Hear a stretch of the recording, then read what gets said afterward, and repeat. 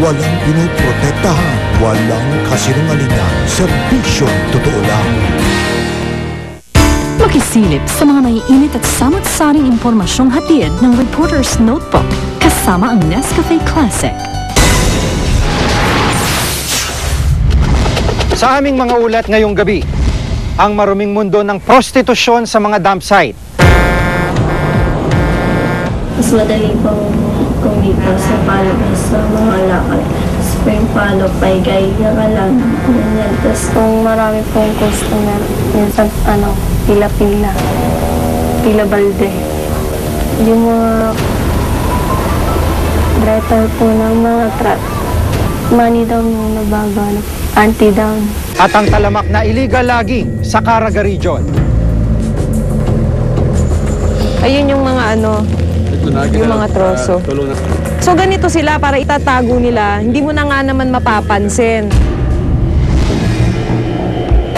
75% ng deforestation ay dulot ng legal logging at 2% lamang yung dulot ng illegal logging. Tutukan na mas malawak na paglalantad ng mga issue at balita dito sa Reporter's Notebook. Ang lugar na karaniwang tapunan ng mga basura, ngayon nagiging pugad na rin ang pangangalakal ng laman ng ilang minor de edad. Sa kabila ng paulit-ulit na kwentong gaya nito, bakit nga ba ito nakakalusot sa mata ng mga otoridad?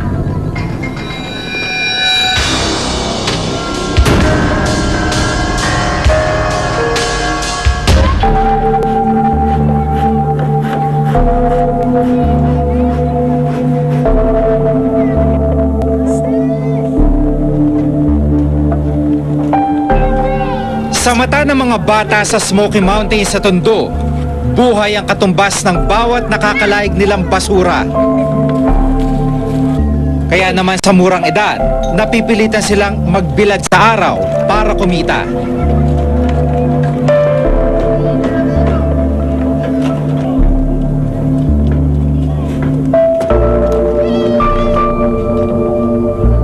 Dito rin maagang nagbanat ng buto si Marian. Di niya tunay na pangalan. 11 taong gulang pa lang daw siya noon nang magsimulang mangalakal ng basura para makatulong sa pamilya.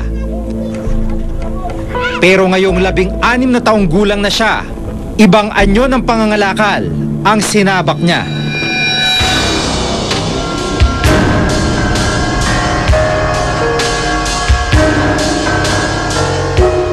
Pagkagat ng dilim, isang lihim na kalakaran na nagaganap dito sa palibot ng Smoky Mountain, ang kalakaran ng pagpapalo.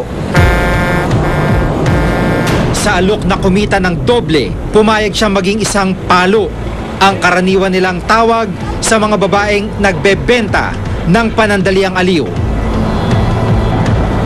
Ang kanila mga customer, mga driver daw ng truck ng basura. 300 pisong bayad sa kanila kada transaksyon. Mas madali pang kumita sa palabas sa mga lakad. Spring palo, paigay, yakalan, ganyan. Tapos pag sa kalakal po, magpapadyak ka, parorota ka pa kung saan mag-iikot-ikot ka, nakapaka lang, gano'n. Tapos may dala ka pa sa kung bubuhatin mo yun hanggang sa pwesto mo. Bagamat kinakabahan nung una, hindi raw matim ni Marian na makitang nagugutom ang 7 niyang mga kapatid. Kulang na kulang daw kasi ang 150 pesos na kinikita ng kanyang amang pedicab driver. Pag walang kinita tatay ko, ang kinakain po namin sa isang araw, ulam po namin pagpag. Dito sa isang kalye malapit sa tambakan ng basura, natuklasan naming nagtitipon-tipon ang iba pang palo, kabilang na si Marian. Labag sa batas ang ganitong kalakaran ayon na rin sa Republic Act 7610 o Special Protection of Children Against Abuse, Exploitation and Discrimination Act. Gayunman, may ilang mapanamantala na patuloy na umaabuso sa ilang kabataan. Ayon kay Ashley, bugaw ng mga batang palo, dito raw nagaganap ang transaksyon. May babae ka ba? Ganyan. Sabi niya, magkano ba yan? Pag try mo, tapos ang mahal naman. Kasi meron kasing customer na kuripot. Meron big time, ganun. Kung marami pong customer, minsan pila-pila, Pila Balde. Yung mga driver po ng mga truck ng basura, ano po. Kapag sumahod po sila, saka na po sila papalo sa amin. Money down muna bago, ano po. Anti-down. Ang revelasyon pa ni Marian, mismong sa truck na raw ng basura, nagaganap ang kanilang pagtatalik. Po kami sa truck. Takpan lang ng kortina. Basta lang kami na lang Kaysa doon naman po ako sa may pwesto na may bayad, 100. Di wala na akong mauwi sa bahay. Aminado si Marian na mabigat sa kanyang kalooban ang kinasadlakan niyang hanap buhay. Pero sa tuwing maiisip daw niya ang kumakalam na sikmura ng kanyang pamilya, pikit mata na lang daw niyang tinatanggap ang mapait na katotohanan. Hindi ko naman nakalain na magiging ganyan din po ako. Kasi kinakaya ko rin po yung dati na maging ganyan ako. Kaya ko rin po dati maging po. Pero kung pinalabasan ko, naging rin naman po ako.